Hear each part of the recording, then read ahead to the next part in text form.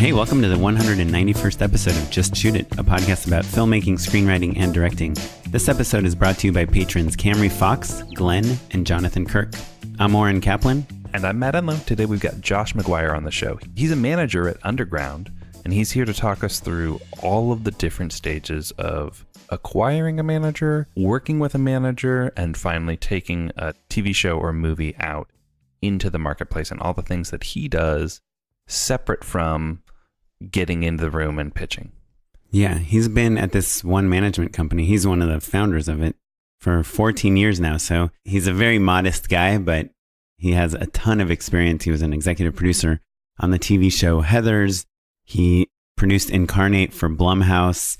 He has clients right on a bunch of TV shows. One of the creators of the animated show Big Mouth is one of his clients.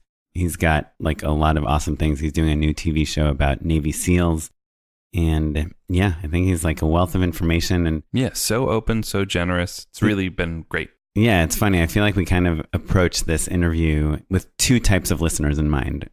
The first type is the one that is kind of a newer writer, director, and thinks that they need a manager.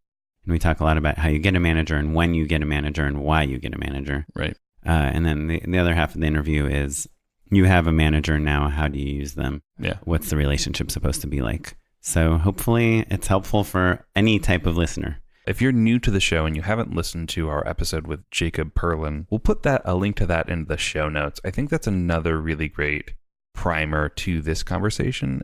Jacob is Oren's manager, and we go through a lot of similar topics, but I think, Jacob has obviously his own perspective on things. And so we reference what we learned and talked about in the way that our listeners have reacted to that episode over the course of the year or two since we put it up. And so it might be helpful and fun if you're in the mood to listen to 2 hours worth of managers talking. This is another great one to listen to as well. Yeah. And it's definitely, we talk about managers and managing from the perspective of a filmmaker. 100%. Yeah. I think, we got so many emails and still are getting emails about the Jacob episode. And so that really informed our perspective in terms of really hammering certain questions and topics with Josh that we felt like would be helpful. Yeah, it would be helpful, and things that you literally had asked us over the last 2 years. Yeah, and just a lot of my own personal misconceptions about what a manager does. Yeah, we're learning right along with you, everybody. Well, cool. Before we start talking to Josh, we wanted to remind you that we have a Patreon page. Patreon is where you can show us that you like the podcast. Throw us $1 a month. You can go to patreon.com/justshootitpod and you can check out all the various things you can do. If you become a patron, you also get to come to our live events for free, and we are going to have one of those soon. We're figuring out the next one, and you can also get a Just Shoot It hat for $10 if you're a $10 a month person, and that is a perfect hat that when you're on set, if people aren't working, you just like point to the hat and then you just tell them to do what it says on your hat. And they will do it, and your movie will be amazing, and you'll win awards, and you'll get into Sundance, and movie stars will beg to be in your project, and, Yeah. At least that's what has happened to every person who's ever worn one of those hats. Yes. Yeah, guaranteed. Yeah, so thanks, everyone. Check out patreon.com/justshootitpod if you want to throw us a couple bucks. And while you're doing that, why don't you hop on over to iTunes and write us an iTunes review? Or if you don't have a ton of money, or if you want to do both, that's another way that you can help the show out. So, hey, not to interrupt, but hot off the presses, we got 2 new iTunes reviews. They just came in. Whoa. These things are flowing in like you can't believe. And for every iTunes review you put, we have a donor that is going to write a matching iTunes review. We have Tom Hanks just called. He's going to... for every one iTunes review you write, he'll write another iTunes review. That's crazy. Wow, Tom Hanks? It's an NPR Pledge Drive parody, okay? That's what I'm going for. Oh, I see. Now I get it. Cool. Should we get into the show? I think we should.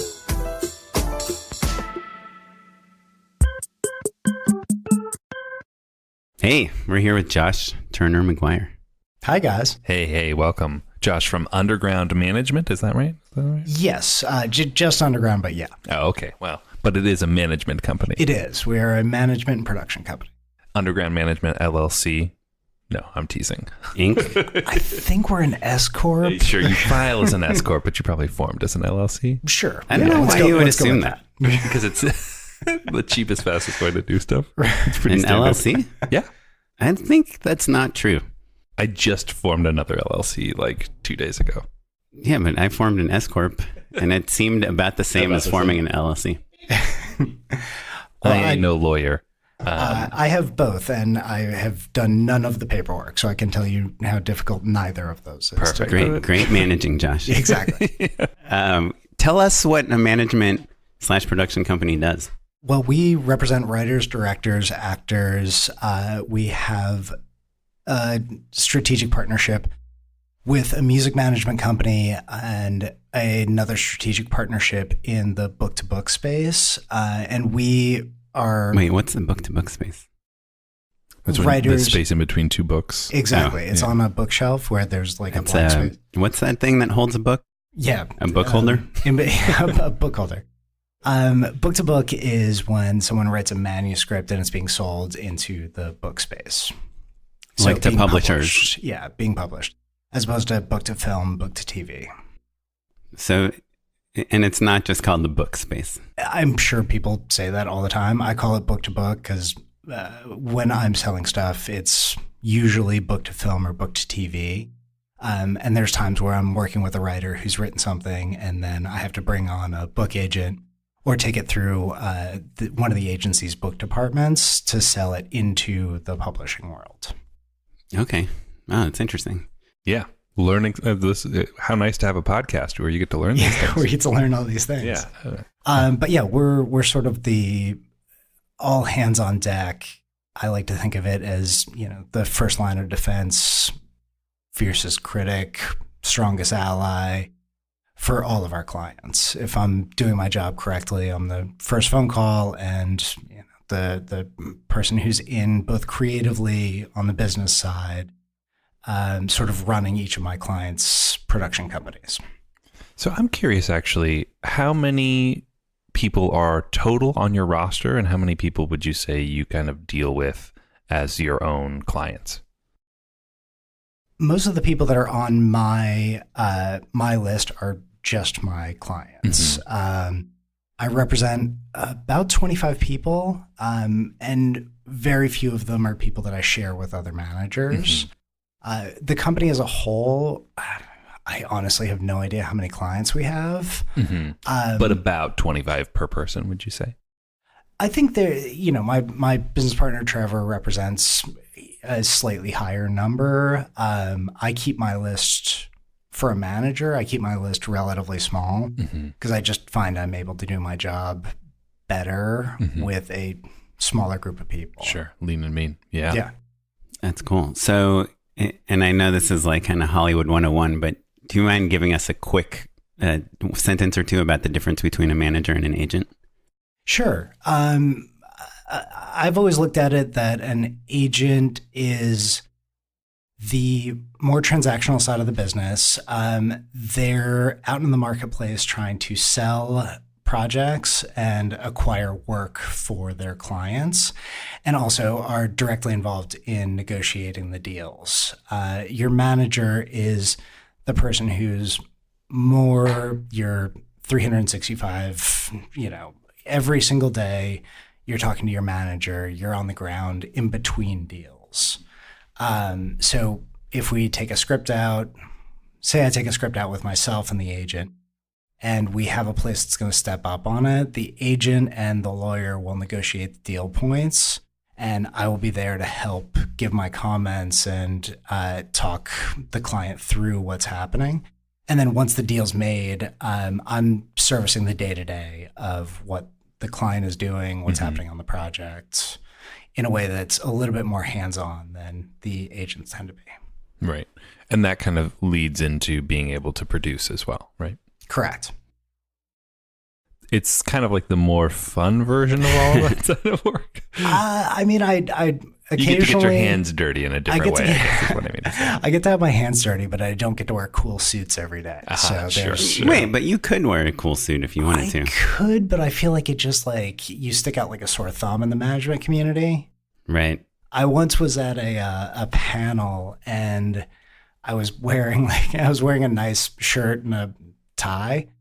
And one of the other managers on the panel was like, "Yeah, we're the ones who don't wear ties," and then gave me like a side eye while we were sitting this there. guy's no manager. Yeah, exactly. That was guy. exactly what it felt like. Did you come from the agency world, or how? I didn't. No. Okay, so you didn't have a large collection of ties to pull from. I didn't. No, I have a few choice ties, but not a large collection.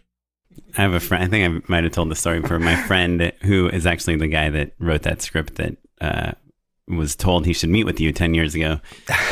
He was an assistant at this company, Bonafide. They made a lot of awesome movies, Little Miss Sunshine and all these things. And his bosses were like trying to help him figure out what direction he should go. And they're like, you could either go in like the executive direction or more like the writer direction. And they said, and based on the way you dress every day, we think definitely the writer direction is the way you should angle yourself. Yeah. The writer direction tends to be a lot more comfortable. Sure. Yeah. There's a lot of sweats involved. Yeah, a little more plaid, a few more hoodies. Yeah, for sure. Yeah, sneakers. I guess everyone in LA wears sneakers, even with suits. Yeah, but there is a noticeable difference of like if part of your job is looking cool, but you still have to dress down, I think sneakers are the key indicator in terms of like what type of job you do. Yeah. Genuinely, I think Matt has this theory on how directors can look cool. We actually just talked about it last night. He said like your bag, your jacket, your sneakers. That's like what can make a director a cool director or like a not cool director. Yeah, I 100% agree. Look at that. That's 90% of a manager's job is is to looking critique. cool. Sure. I'd wardrobe out my clients. Yeah. I noticed you brought a denim jacket. No enamel pins though.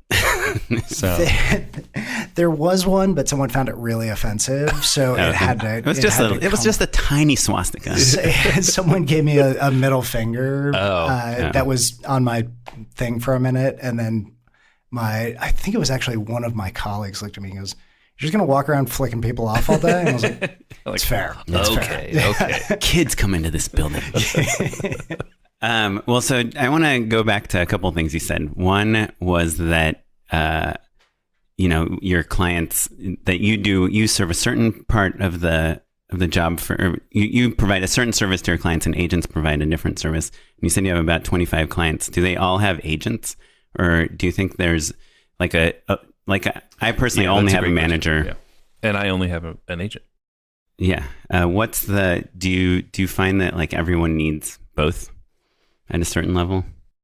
At a certain level, I would say most people need both.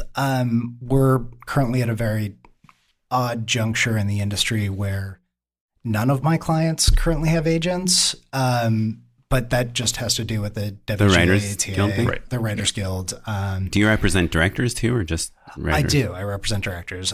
Most of my list I'm much more writer heavy. I've always been much more writer heavy. I think it's largely because it's a language that I speak.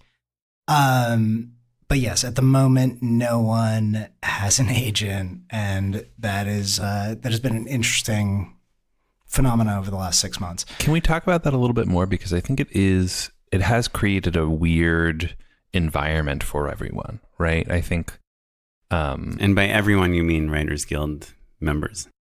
Yeah. But also like just the nature of making a television show, you need a lot of writers to do that. And so, and there are plenty of directors who are also WGA writers and things like that. So like the relationships that people have, and also the way that managers their place in the industry currently, it has kind of maybe shifted as a result of, writers firing their agents en masse. Mm-hmm. Yeah, I think that's fair to say. I mean, it's definitely, it's been an interesting 6 months. Sure. Yeah. I think for us, our agency partners not being there. Do you miss them? Yeah, I'm joking, but kind of, like. Well, I mean, in yes, a real way, both, yeah, probably, yeah. Both personally and professionally, I do. I miss our agency partners. I do, but I think at the end of the day, I work for my clients, sure. And as much as I miss having our colleagues at the agencies working with us, it's my job to make sure that my clients are serviced in every capacity. And over the last 6 months, that's meant picking up some of the things that weren't traditionally in a manager's day to day. Yeah, absolutely.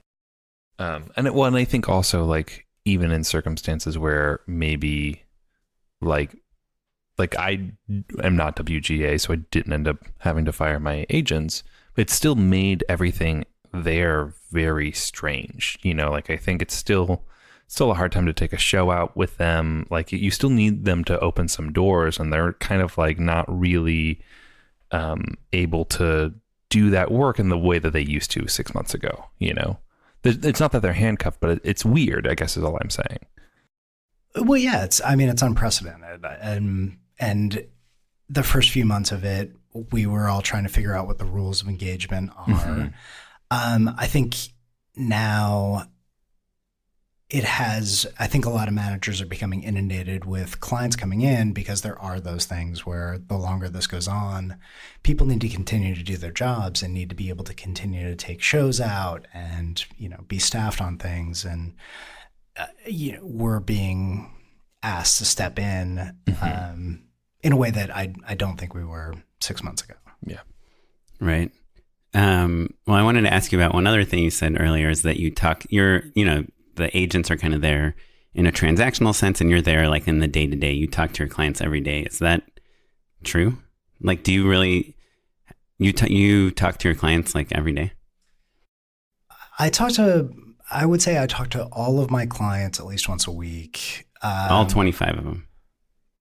I think so. Yeah. I mean, I'd have to go through my call sheet, but yeah, I think I talk to most of them on a weekly basis, and depending on the workload on anybody's plate, sometimes it means talking to them every single day and multiple times a day.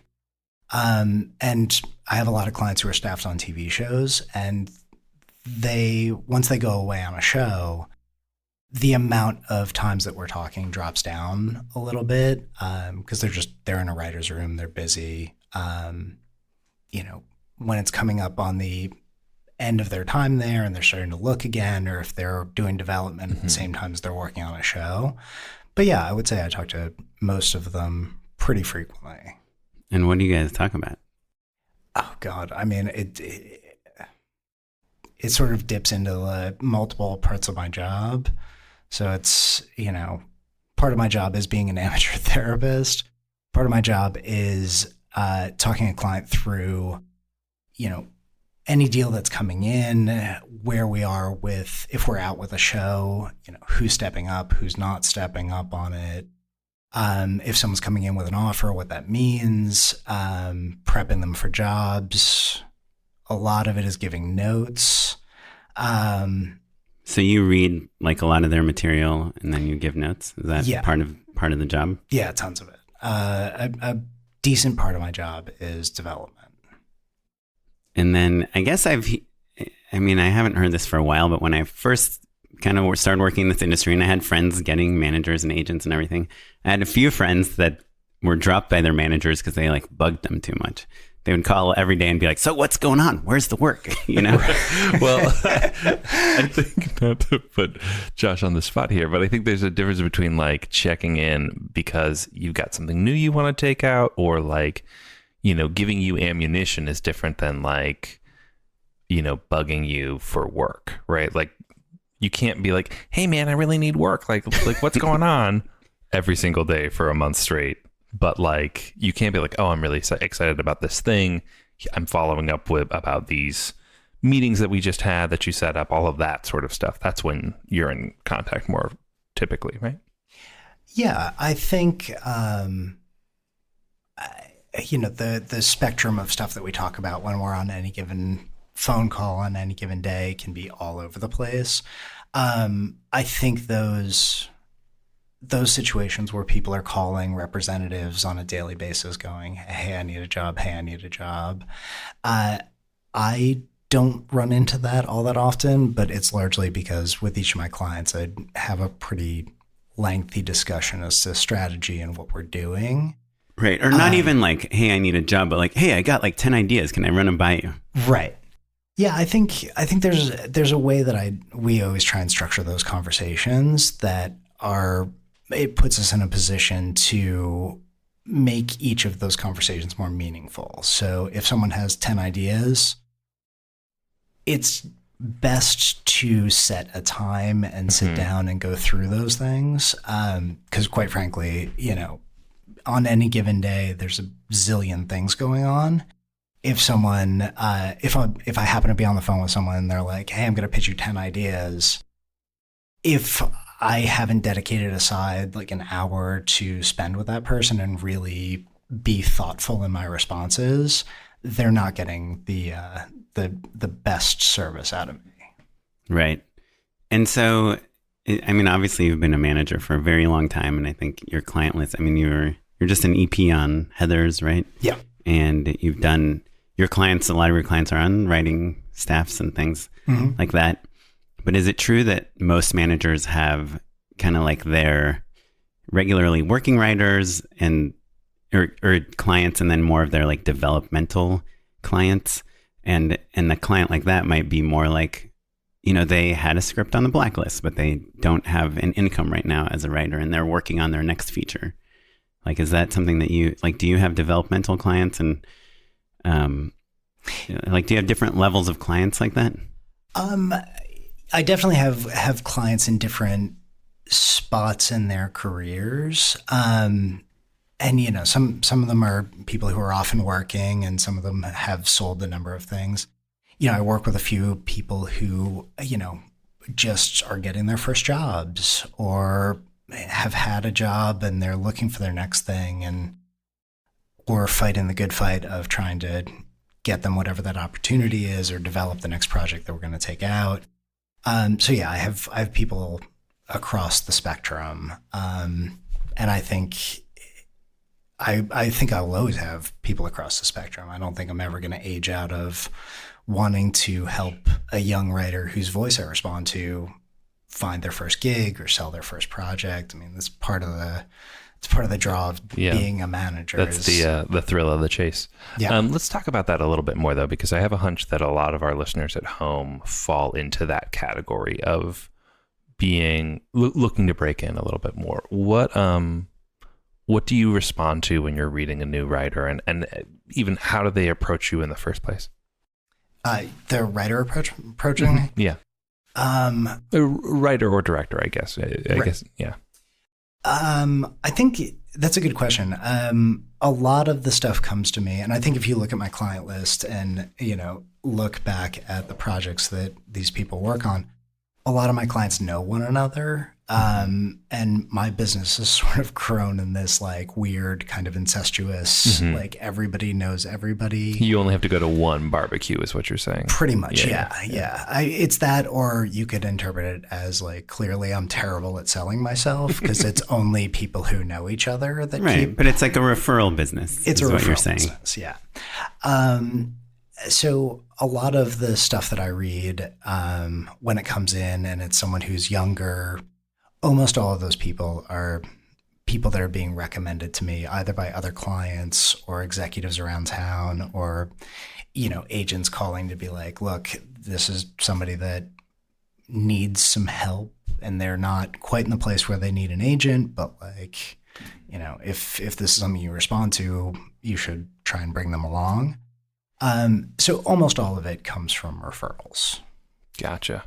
So what does a person living in Milwaukee do right now? Like I'm thinking, my heart goes out to our friends or our listeners who are in other markets. Most of who are in Milwaukee. Right. Sure. You guys are huge in Milwaukee. I want to make up our own like idealized version of like the smaller market person. But you know what I mean? Like the person who's just like, grew up at a different town, went to a different state, and like maybe has a great idea for a TV show. Yeah, exactly. Is there anything they can do, or is the answer come to LA and like go to the right barbecue? Yeah. Get the referral. Yeah, and that's okay if that is the answer, but like, I feel it's my duty to ask, right? No. I think it's a really good question.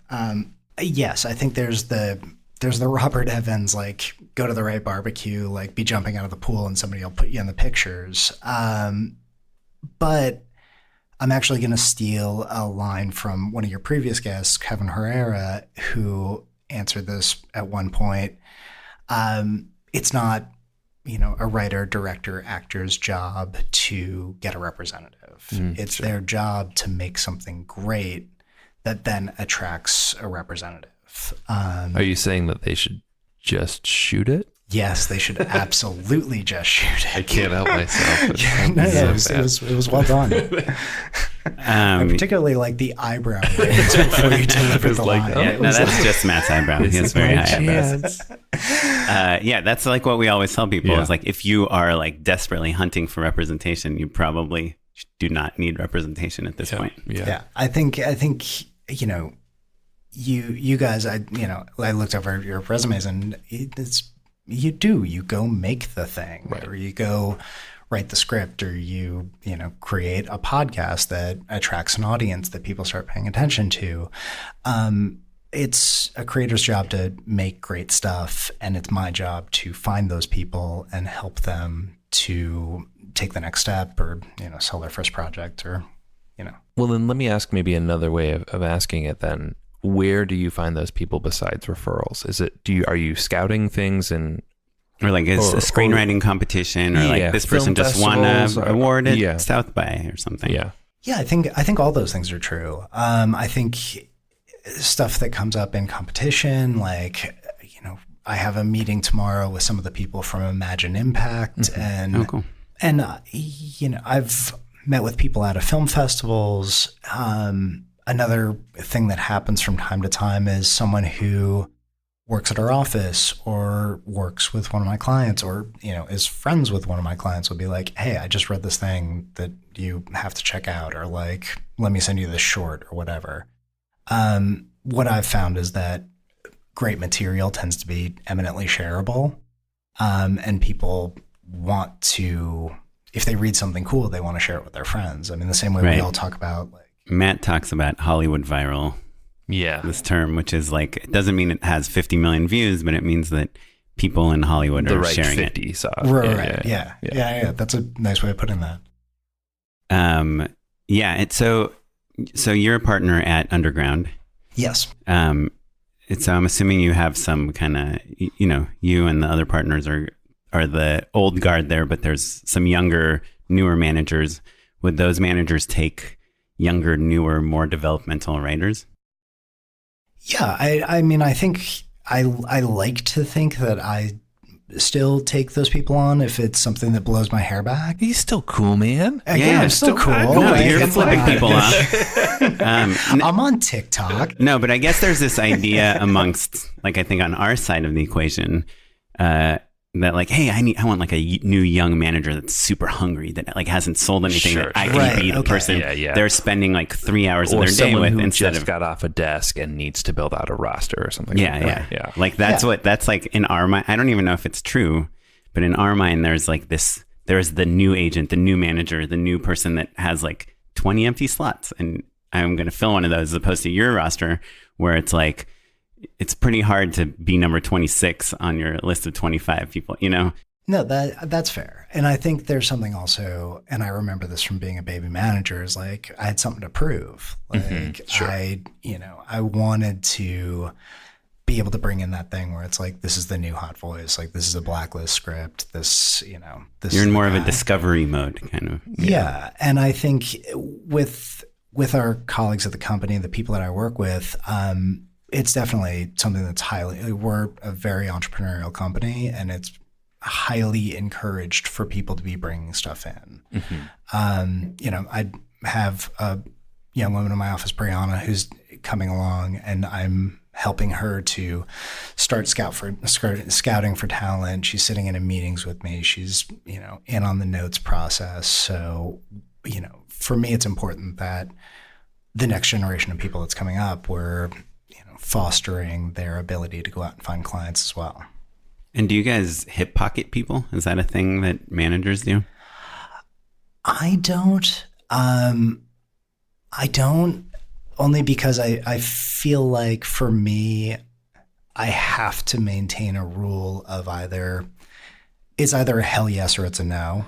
And just to clarify, hippocketing is kind of when you're dating, you're not married, basically. Like you're not officially signed. Maybe you haven't been taken around to the rest of the partners. Like you met someone at the barbecue that has like an amazing like desert musical. Right. And if you happen to see someone that's looking for like a musical that takes place in Sedona, you'll call this person up.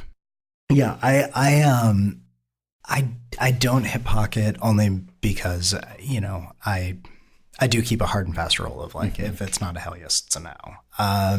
Only because I don't have the bandwidth for being, you know, halfway in. Yeah.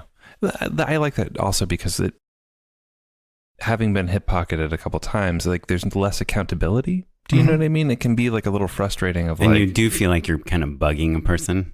Yeah. Or even just like, it's just unclear. You know, let's just be straightforward one way or the other, I think is a much nicer way to go about it. And I think that also hip-pocketing is a thing that like happens a little bit more when you're younger and maybe a little more you're thirsty, not hungry, right? Well, I also wonder if like it's a term that is more used by the people that are hip-pocketed than the people that are hip-pocketing.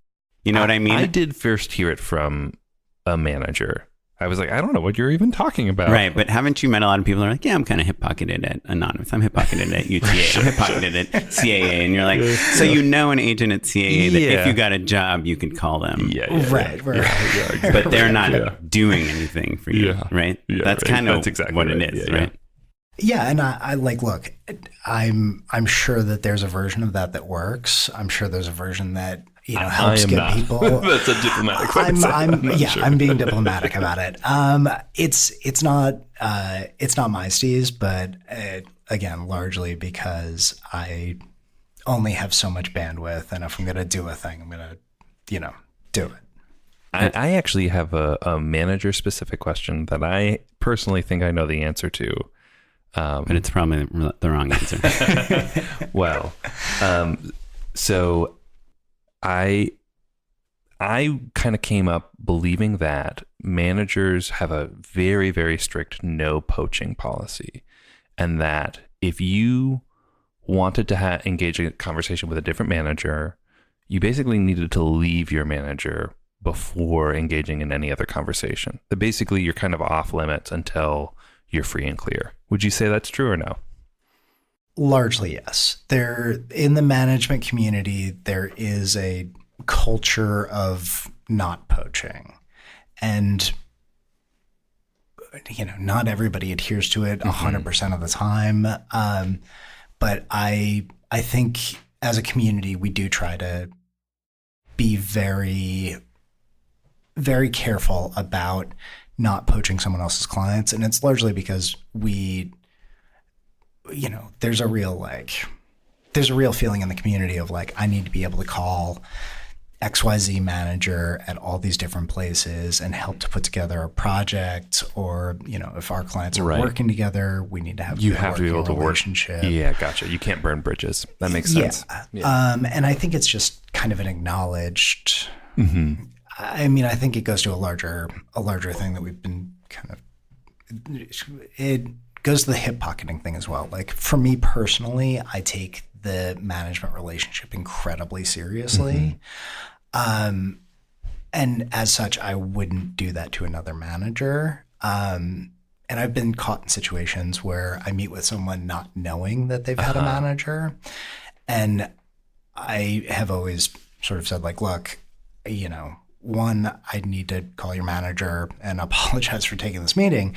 But two, also like you should speak with them. If you're unhappy, if you're feeling that the relationship isn't working, you should speak with your manager and either find a way forward or part ways. So yes, the incredibly long-winded way of saying, yes, there's supposed to be a no poaching policy. Yeah, but I appreciate that because I think it's worth kind of explaining to people as well, right? Because I think that there's that anxiety that people have when you do finally sign with people and you're like, oh, finally, I've got a team. Realizing that, it's not going to work out, leaving them before you find new people feels ill-advised, right? Like it's almost like if you're leaving a job, you know, like we were raised with like that expectation of like, you can't quit your job until you have something else lined up. And so it sort of feels like that. But because of this no poaching thing, it makes it a little harder to actually get all of your ducks in a row. But that's just the way it works, I guess, you know? Yeah, I can absolutely understand that fear. And it is, you know, I think for anybody in the creative business, it's a little scary to be out there without having a team around you to help whatever you're doing. But I would say when I've had clients who come to me and unfortunately they want to part ways with their agency, I have the same conversation with them in that space, which is, you know, I think you need to give your agency the courtesy of calling them and saying, look, here's what my complaint is. This is what I feel like isn't happening, and give them a chance to course correct. Sure. And if they can't course correct, maybe it is time to, you know, go our separate ways. But I think we're all ideally a long time in this game, and how you treat people in those moments, I think matters. Sure, without a doubt. Yeah. Like, because we have this podcast and because we're filmmakers and because we've had managers and been between managers and really wanted managers, I think at least I'm personally emotionally connected to this idea of like wanting to have reps because, you know, I think there's this idea that you will get work through them. And B, there's this like giant validation that you feel like, oh, I'm a real filmmaker because I have a team, you know? Sure, yeah. And I mean, I know you largely represent writers, but I think it's really the same thing with writers, writer-directors, and directors. The harder thing about like strictly directors is they don't originate as much of their own work as like a writer or a writer-director, right? Yeah, that's the most important distinction, I would say. Yeah, it's like, how much are you self-generating? Because I think all directors have to be writers and vice versa, right? Well, like you're directing on the page, even if you're a writer strictly. Yeah, for sure. But I told you before we started recording that I had, and I mentioned this on Jacob's episode too, my manager's episode, that he was my third manager, and my first two managers, I was very young, and I got them through kind of. You know, I made this video that went Hollywood viral, and I got a lot of calls, including from Trevor Engelson, like your business partner. Which, by the way, as an aside, I remember I had told him my friend had this script he should read, and he made my friend fill out a form and mail it to him before he sent the script in, which I think goes to what you were saying about just trying to make the relationship formal. Yeah. Because you just don't want to get into a position where someone thinks you stole their material in some way. But anyhow, my first two managers, my first one was kind of getting me work, like trying to set me up with her clients to do the type of work that I really didn't feel like I was interested in it at all. And I ended up finding these other managers that were making amazing movies and TV shows. And I was like, oh, I want to be with them. And they sent me a couple really bad scripts. And then other than that, my relationship with them was like me calling them and saying like, hey, I have a shoot. You guys should come to set. Or like, I have some ideas. I'd love to talk to you. And they'd be like, yeah. And they never came and we never talked. And I went to my lawyer who had introduced me to them. And I said, what is the deal? Like, I have these managers. They don't want to talk to me about my ideas. They don't like want to come to my sets. They don't get me any work. Like, what is the deal? Like, they're horrible managers. And he's like, no, the problem is that you don't know what a manager does. And he said, like, I went to his office and he sat me down. He's like, look, you need to think of a manager as a salesperson. And I hope this isn't offensive in any way. He's like, you generate material, you write scripts, you make shorts, you do presentations, decks or whatever. You give it to them and they show it to people. That is like the relationship. And it totally like rocked my world because I always thought of the reps. Like when you have a team and you have reps, they get you work. You've established to them that you're talented in some way and then they get you work. At the time, I didn't realize that actually most of the work, and even if you look at the biggest stars like a Seth Rogen or something, most of the work they get is like they come up with ideas and they're taking it out to the world through their reps as opposed to their reps bringing them ideas. So I guess I'm curious, especially since you've been doing this for a while and you have, a lot of people that are working regularly, how much of the work that they get is being generated by them versus work that you're bringing them? And maybe even like, you could think of this as the company wide, right? Because like you said, you're more focused on writers. So I assume that most of the time is, But when you're on a TV staffing, staff, that's true. Yeah. Yeah, I think the answer to that, it really depends on the manager. For me personally, I think I am strongest in the arena of helping my clients develop their ideas, develop their scripts, and putting projects together to take it out into the marketplace. So I would say the sales part of my job is a bigger component. And I think there are certain managers who are, they're incredible at staffing. And that's their day-to-day. They're on the phone just constantly banging out calls, trying to put, X client on Y show. And how do they show materials pretty much? They're like, hey, read a script for my client? Yeah, they're showing materials. They're reaching out to showrunners, studio executives, network executives. Are they having their clients write anything specifically for this? No, I most of the time it's working off of samples.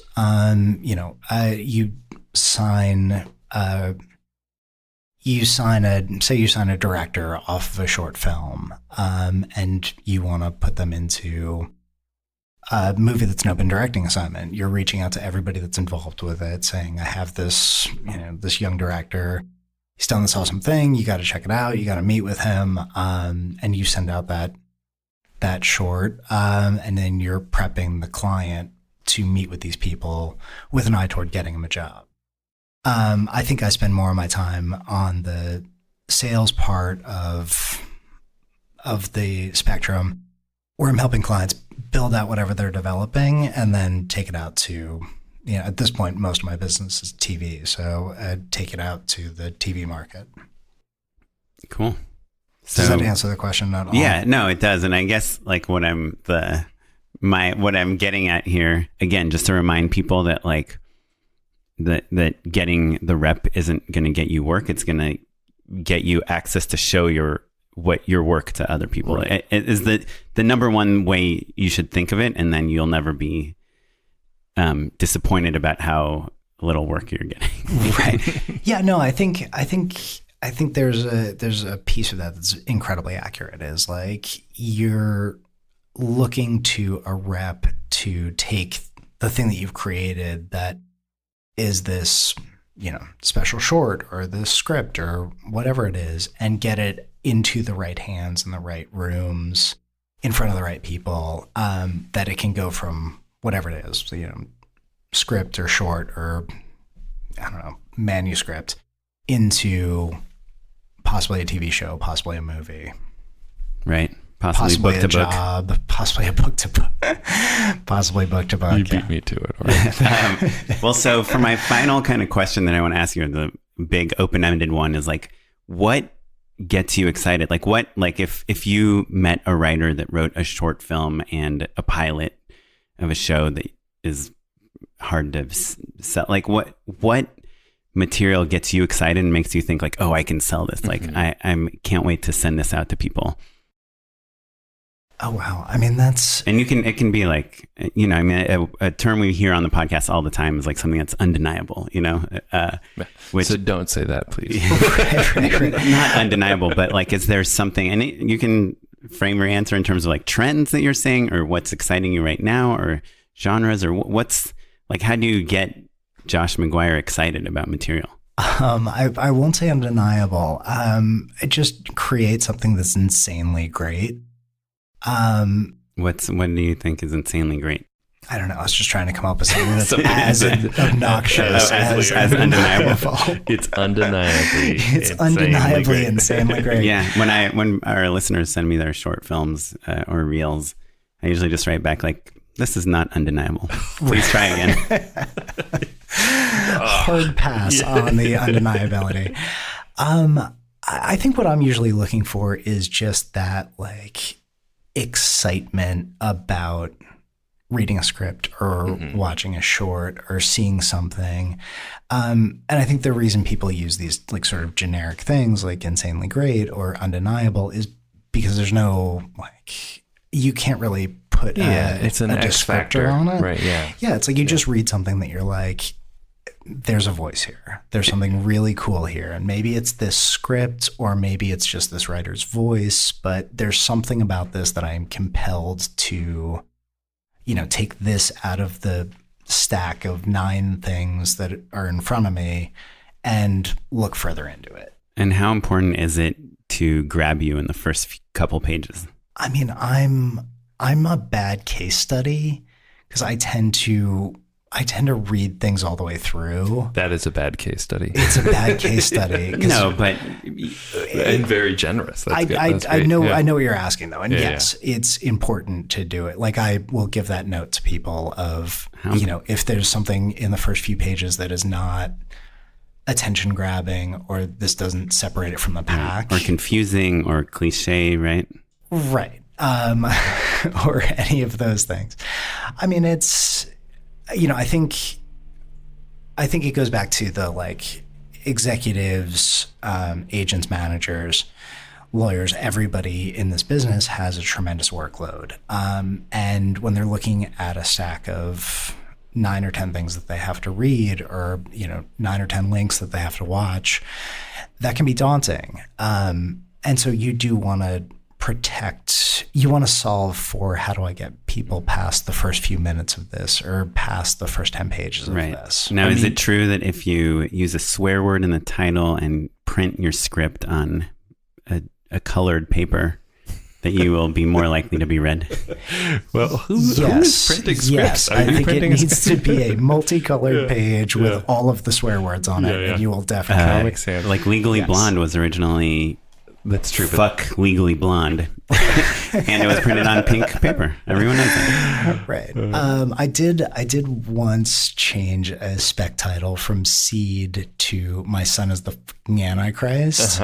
And it made a difference. Yeah, that's true. That's true. That's fair. But it was largely because it's just a better joke. Definitely. Yeah. Seed is a little... You don't get as much tone out of it, right? Yeah, but you're also putting the voice into the title, which I think is why titles are so hard, because you want to communicate so much with that title. I mean, I think if you think of it, that your agents and managers are the first audience members, right? Besides like sending it out to notes for your friends and peers and all that, your brain trust, like you're the first person who's going to like consume it as an audience member. And so I think that in the same way that an audience needs to be excited and grabbed and hooked early on, just because you don't want to watch a boring movie or TV show. You know, it's the same sort of mentality. And so that seems like a little Hollywood or a little crass to be like, oh yeah, you got to get them early. But like, that's just the way that entertainment works now. And it kind of always has, you know? Yeah. If it's a new writer, does it bother you to have typos in the first page? I don't stress that. Oh, really? I mean, that's not going to be the thing that throws me. I think if my biggest complaint is that there's typos in it, then we're all having a very good day. Oh, great. That's cool. It's funny. I don't know why they bother me so much. Somebody sent me a couple short. He's like a new filmmaker. He's like, hey, he's like a family friend, like a friend of a friend of a friend was like, hey, can I talk to you about something? And I was like, sure. And he sent me, I talked to him on the phone. He told me he's writing some stuff. I was like, oh, if you want to send me like some of your short film scripts, I'll read them. And he sent them to me right away. And I mean, it's just like typos galore on page 1. And I'm like, if you're not paying attention to that, what else aren't you paying attention to? Right. Right. I think, and I could be wrong about this, but I like perfectionists, you know, I like detailed people. And so I don't know, that is like turns me off when there's typos. Yeah. I think we're all putting content out there in the world, and like I wouldn't want a piece of content that I've had my hands on out in the world with flaws in it. So I'm hoping that they're, you know, taking care of typos and all that as well. But I do think that, you know, we're the very first representatives of the audience that are seeing this thing. And Gary Lucchese, who I worked with on Heathers, there's something that always struck me. Typo King. Typo King. He's the king of typos. Who knew there was a Z in Heather's? Right. He always, when he would give notes, he'd always do it from the standpoint of the audience will. So he was always giving notes from the standpoint of this is how the audience is seeing things. Right. The audience is not going to like how you bolded that slug line. They're not going to understand this. Sure. They're not going to understand why, the whole thing is misspelled. Why is the whole thing misspelled? What I love about that also, though, is that it feels less personal then, right? It's not like, oh, you did a bad job. Like the script to your baby, it doesn't work. It's like, oh, no, this is a thing that we're all thinking about the audience, and that's separate from whether or not quantitatively you are good or bad. Yeah, but it's so subjective anyway, Sure. right? Like I'm working on a script right now with somebody else, and we're kind of just sending the final draft file back and forth, and I'll see she like changed my line, and I'm like, I feel like this makes no sense now, and my line made a lot of sense. And I'll send her a text, and I'll be like, hey, don't you think this is a little easier to understand? But I mean, it's the same thing as saying, don't you think the audience would understand this a little better? No. Yeah. That's why I changed it. Yeah, pretty much. And I think that's a big part of my job as well is, seeing pieces of material from creators and being the first one to see it. I'm not as deeply in it. Like I haven't been sitting in. Yeah, fresh eyes, right? Yeah, I haven't been. But you must be good room. at dealing with egos. I hope so. You have to be, otherwise you would have quit, right? Like I don't know. I'm not that bright. I mean, I might continue to show up if. No, I think I tend to not take. I tend not to take anything that personally, and I think it's another responsibility that I have in my job of like keeping people's egos to a degree in check. And a big piece of it is as a manager being a safe space. Part of my job is being a professional punching bag because I would much rather my clients take out whatever reaction they have to a note or to that's interesting. A casting decision or any of those things. I'd much rather them take that out on me than in front of an executive or a piece of talent or their entire writing staff, Right. This might be too personal of a question, but do you ever take out material that you don't love? No. So you'll always be like... I can't. It goes in the same category. If something doesn't work for you, you're not going to show it to other people and say, you should read this. Yeah, it's...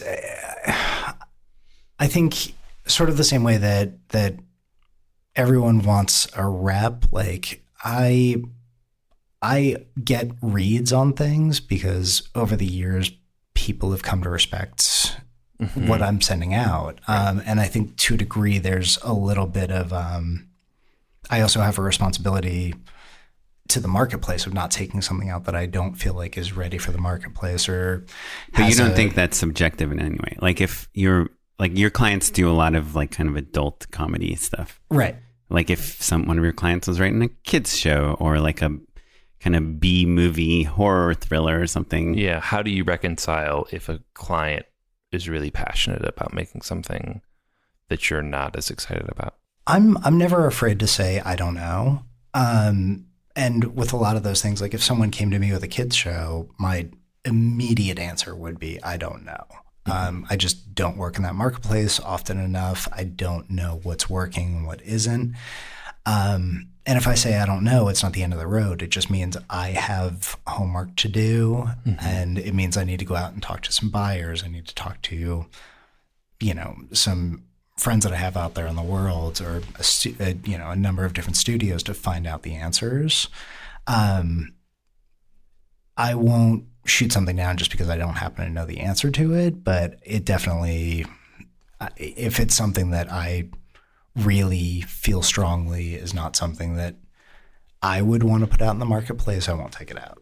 Right. I think it's when I went to see my manager a couple times ago in his office, I saw he had a list on his wall of buyers. And it's funny because it's not something that like as a writer, director, I'm like thinking about that much, but it seems like, and at the management level, that's kind of like one of your like A plus B equals C, like they're like the B part of the equation. Yeah, well, if I walk in and I have a show that only goes to, say, 2 networks, right?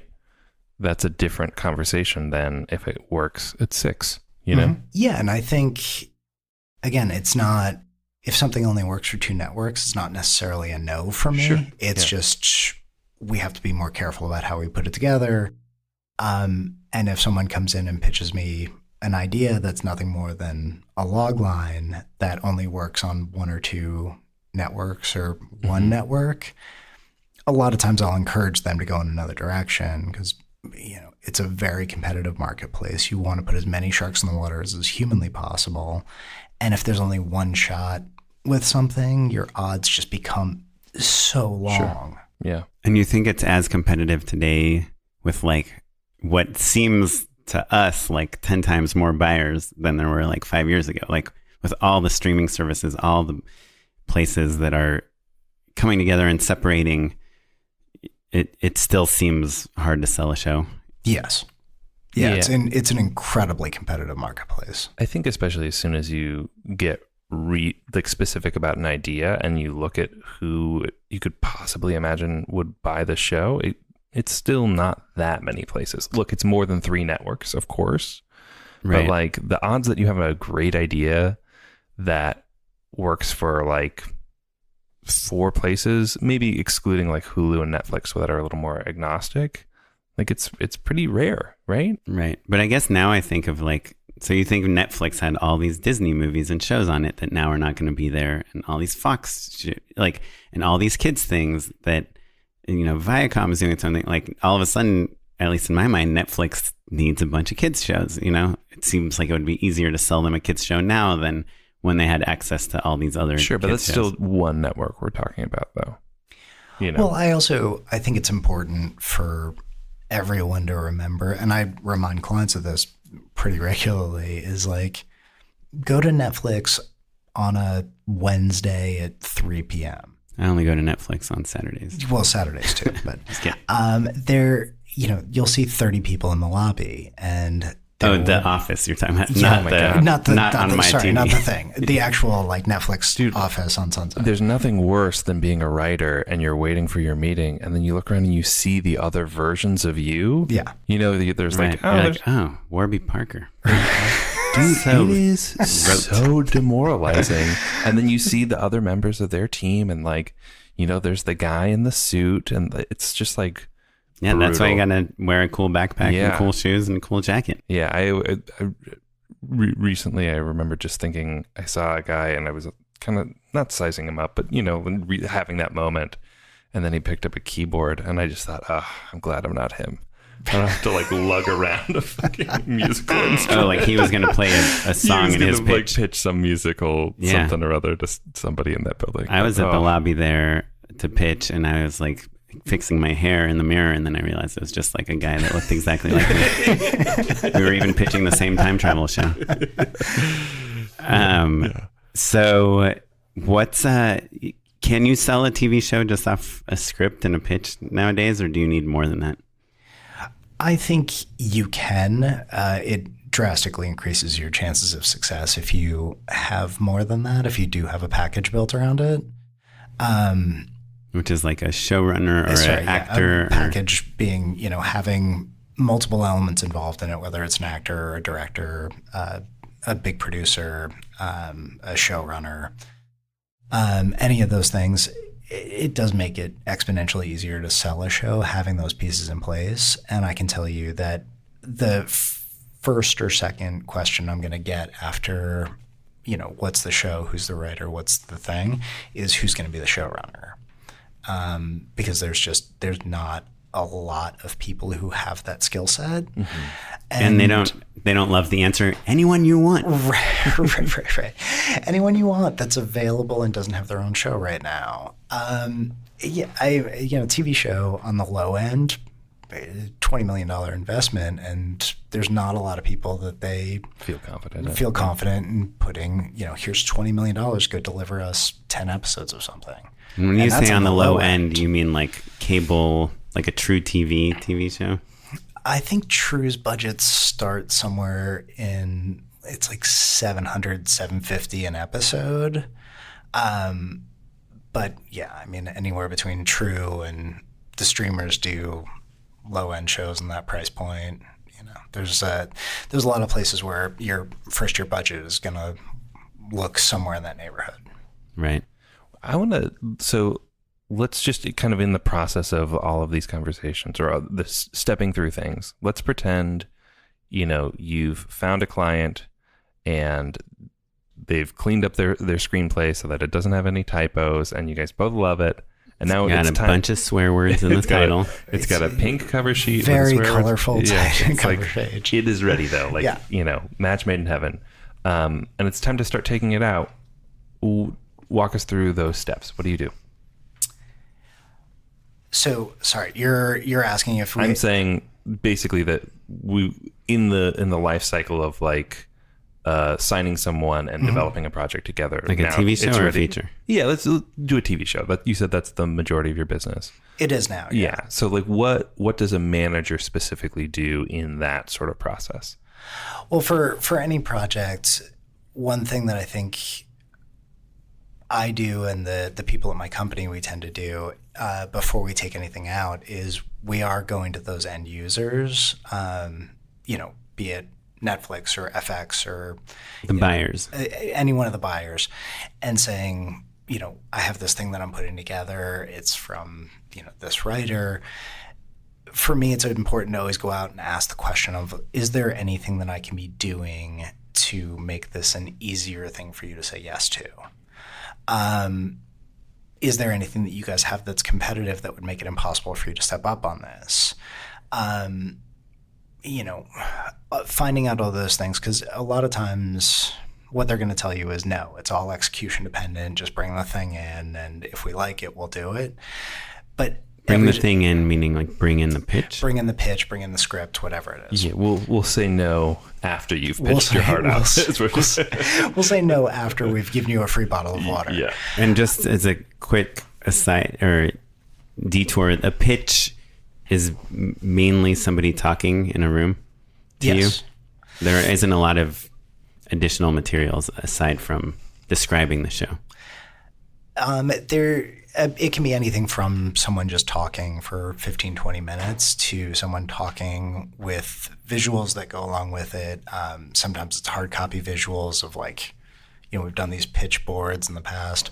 A lot of it is stuff that we're doing with images and stuff projected onto screens in the room to help give some context to whatever the writer's talking about. But yeah, before we bring in the script or pitch or whatever, we call those end users and ask them the questions of what is it we could possibly do to make this easier for you to say yes to? And is it putting a director on it? Is it a showrunner? Is it someone that you have a producing deal with? Would having a studio on this be helpful?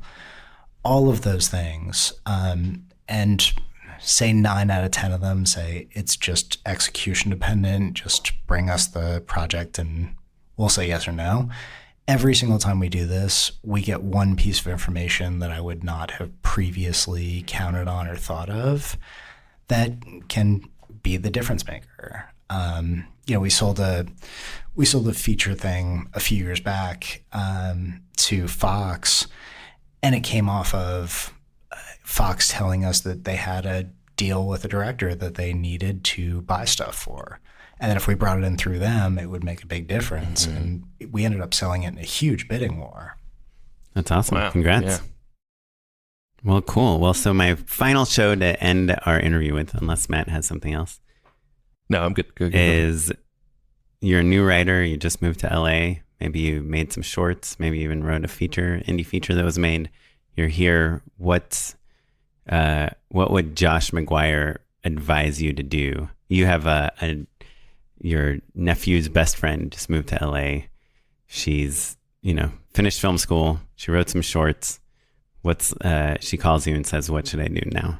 Well, she's cheating because she has a direct into me. I mean, sure. If it's somebody who just moved out here, my advice to people who are coming out here and just getting into it, it's, get out there in the world and meet as many people as you possibly can. Like at that stage in your career, there is no bad meeting. There is no bad introduction. Like you'll have 150 introductions that turn into nothing. And then one that turns into you're getting your script or your short or whatever in front of one set of eyes. And, there's probably going to be 18,000 additional barriers to entry after that. But I think don't be shy about your work. Don't be shy about getting out there in the world and building your community. And when you say meet people, you don't mean like call up an agency and have a meeting. You mean like go to a film festival, go to a party, go to a mixer, go to a barbecue. Yes, internship. go to a barbecue. Yeah. Go to a barbecue. I mean, I think I love barbecues, I guess. you're really into it. Yeah, Have you heard of Fast and the Furious? I mean, I think all of us, once you've been here for a while, you come up in a community, and I think that's what you're looking to build. Is like a lot of the people that I'm closest with on the executive side, we've been friends since we were assistants, and over time we've kind of cultivated that relationship. I think the same thing is true for writers, directors, actors. I think you want to be out there in the world building your community. Cool. Awesome, man. Well, awesome. Well, thanks for talking to us, Yeah. Josh. Of course. can we hop into unpaid endorsements? Yes, please. Unpaid endorsements. We had Natalie Metzger on the podcast. She is a producer, and she had told us that she likes to congratulate people when that she sees good news about them. So just write a quick email and say congrats. And then I was like, I never do that because I just feel like I'm bugging someone. Like, oh, probably a million people are saying congrats to that person. And then yesterday I was on Deadline and I saw this guy I know. He created this show, and there was an article about it in Deadline, and I wrote to him. And I don't know him that well. And I was like, hey, congrats on the show. I just saw the trailer on Deadline. Looks amazing. Congratulations. And then he wrote back. He's like, oh, wow, that was like so nice of you to say. And I was like, oh my God, this totally works. So my advice is go to Deadline, find someone you know that has an article about them, and just write them an email and say congratulations. Perfect. That's my endorsement. All right. Well, I'm going to piggyback on your endorsement. I think emailing and calling people to say congrats is a huge one. Also, it's so weird that like literally until last week when we interviewed Natalie, I thought that was like an annoying thing to do. oh no, I asked her, I was like, that's like saying happy birthday to someone on Facebook when it's like you're getting all these happy birthdays from people you don't know. And she was like, it's not the same. if you guys see my name written literally anywhere, please call me and say congrats. You can be on the side. That's interesting. Of, like, you don't mind a phone call? You like a phone call? I don't mind a phone call. I probably will be slower. I mean, Sure. for you guys, I'll get back immediately. Sure. But like, shoot me a text, shoot me an email. Yeah. But like, I think saying congrats is a really big one. Also, another rule that I learned, I was given when I was a baby manager, is always be the first phone call when someone gets fired. So when someone loses their job, their show gets canceled, something along those lines happens, always be the first phone call. Man, what do you say? I'm sorry. Chin up, stop crying. I'm sorry that Hollywood, this happened. Welcome to Hollywood. Welcome to life in the NFL. No, you pick up the phone, you call them and say, look, that sucks. I'm sorry. Can we grab coffee? How can I help? Oh, wow. That's great. How can I help? Love And that. they're like, So do you have a couch I can sleep on? Yeah. Right. No, but Are I you know looking these for two a guys. And just to provide a counterpoint, I have a LinkedIn account that I never check, but I created probably like 20 years ago. I don't know, whenever LinkedIn started. And 3 days ago, I just started getting all these messages on LinkedIn from people I barely know or that I worked with like 20 years ago. And I logged into LinkedIn and everyone's like, congrats on your work anniversary. And that's like, because I changed the info to say like, Sure. my company, I don't know, whatever Yeah. I did. So on some arbitrary day, and now I'm getting all these messages. I'm like, really funny. this is so meaningless. But so the LinkedIn, congrats on your work anniversary, and the Facebook happy birthday. Not that you shouldn't do it, but it's different than what we're talking about. Just want to say that. Yeah, I agree. But the email of, hey, congrats on, like, just forward the deadline link. Hey, congrats on this it's really nice. Good move. Yeah. Yeah, Love it. solid move. Well, I've got a real weird one for you guys. I'm always looking for good music to write to, right? Like there's a very specific criteria if I want it to be like Like songs about writing. Songs about writing. Yeah. So like, I'm writing right now. I have to sing them as well.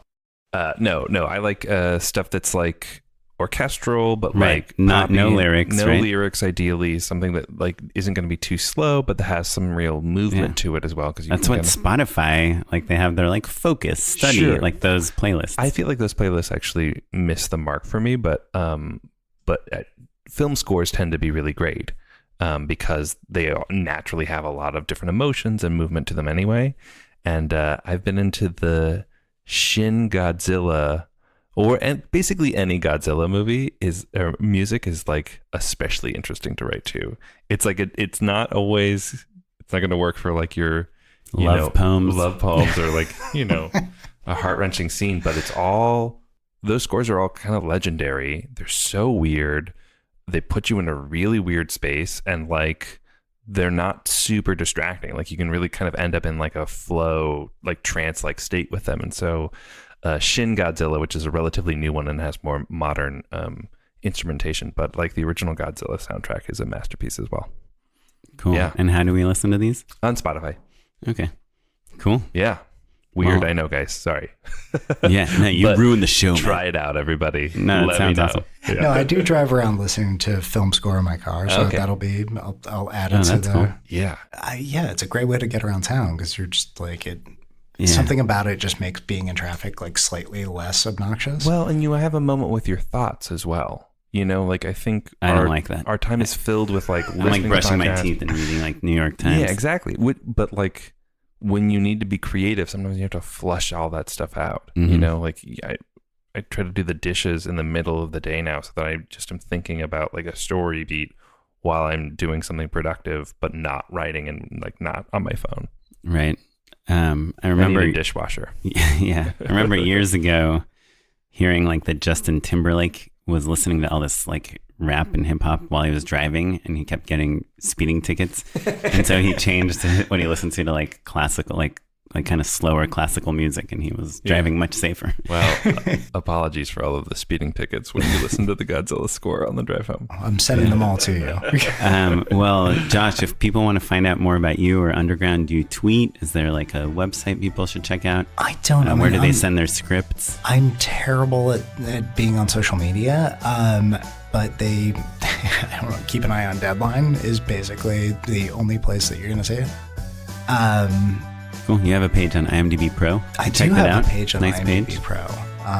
Yes, I do. I'm on there. I like what you did with like the fonts and the title treatments. Well, yeah. Pretty cool. Did you see my cover page? It's just so many colors. Yeah, that's how I recognized you when you drove by the house.